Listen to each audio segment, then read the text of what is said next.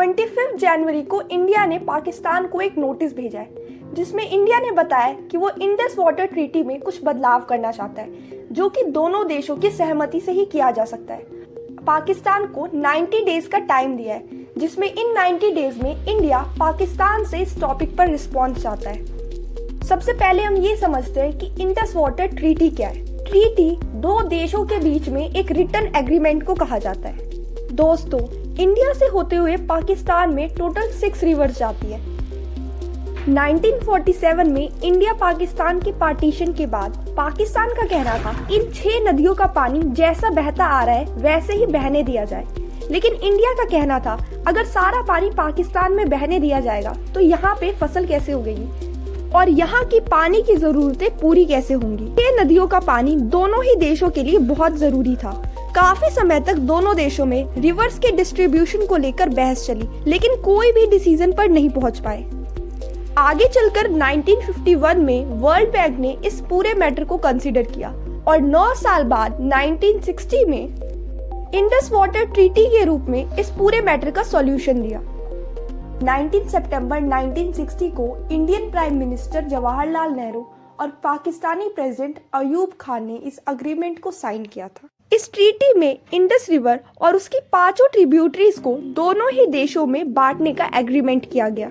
इस ट्रीटी में इंडिया को 3 ईस्टर्न रिवर्स रवि, बेस और सतलुज पर पूरा कंट्रोल मिला, जिसमें इंडिया इन 3 रिवर्स का 80% पानी यूज कर सकता है और बचा हुआ 20% उसे पाकिस्तान के लिए छोड़ना होगा।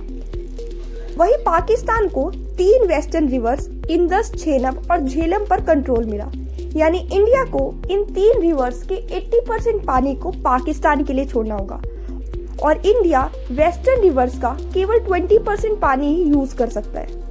अब हम इस ट्रीटी के कुछ इम्पोर्टेंट पॉइंट्स को जान लेते हैं। इस ट्रीटी से इंडिया को इंडस रिवर सिस्टम का 20% पानी मिलता है और वहीं पाकिस्तान को इंडस रिवर सिस्टम का 80% पानी मिलता है। इस ट्रीटी के अंदर परमानेंट इंडस कमीशन बनाया गया था ताकि आगे चलकर अगर दोनों देशों में पानी की शेयरिंग को लेके कोई भी मनमुटाव होता है तो ये कमीशन उसको सॉल्व कर सके।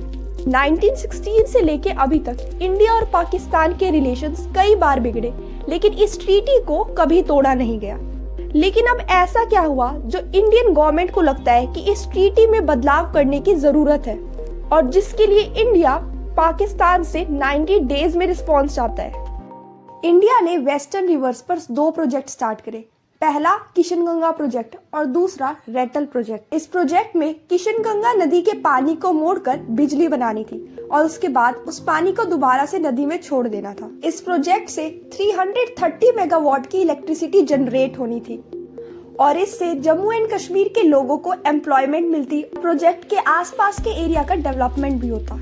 2010 में इस प्रोजेक्ट का अपोज करते हुए पाकिस्तान इंटरनेशनल कोर्ट पहुंच गया। पाकिस्तान का कहना था कि इस प्रोजेक्ट से पाकिस्तान में आने वाले पानी को रोका जाएगा। 3 साल की कार्यवाही के बाद 2013 में इंटरनेशनल कोर्ट ने इंडिया को इस प्रोजेक्ट में कुछ चेंजेस करके काम स्टार्ट करने को बोल दिया।